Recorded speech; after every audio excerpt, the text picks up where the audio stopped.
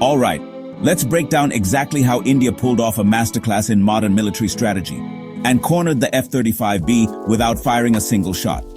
Now, you might be thinking, if the F-35B wasn't attacked, how did India actually disable it?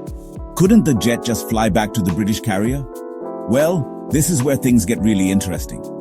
First, let's get one thing straight. A radar lock doesn't automatically disable a jet.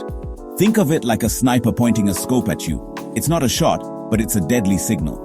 The real threat comes from what happens next. A radar lock says, we see you and we can shoot. But it's the possibility of immediate attack that changes everything for the pilot. So how did India make sure the F-35B had no choice but to land? Here's the likely sequence, based on open information and a dose of military logic. India probably had a full electronic blockade in place. That means radar illumination or lock from their air defense systems, a real-time track inside their integrated air command and control system, and maybe even electronic jamming waiting in the wings.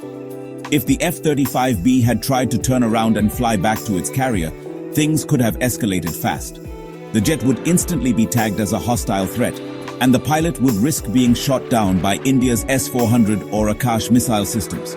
Not exactly a gamble anyone wants to take. Plus, from a diplomatic angle, running away after being caught would be a global news disaster. Nobody wants to be the headline for stealth intrusion gone wrong. Chances are the F-35 pilot was told directly, you are locked, you are tracked. Land at Kochi now or risk being engaged. For a pilot, that's not just a warning, that's survival instructions. The F-35 is packed with sensors, and it knows when a powerful radar, like the S-400S, is painting it. When that happens, compliance isn't optional, it's automatic. Now, the Royal Navy said the jet had a hydraulic failure. Maybe that's true, or maybe it was just a convenient excuse. A face-saving way to explain why a cutting-edge jet had to land at an Indian base. Even if everything was working, fleeing would have brought a world of diplomatic pain. Could India have forced the jet down? Absolutely. They had both hard kill and soft kill options. Hard kill, locking on with their SAMs, ready to fire.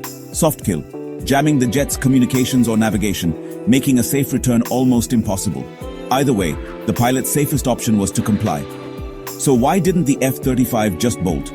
Because every path to escape was closed off by radar locks, electronic threats, real-time tracking, and the simple fact that India was watching every move. In the end, the F-35 wasn't shot down, but it was checkmated. It's like being put in check in chess. You can move, but only where your opponent wants. That's what I call a strategic freeze.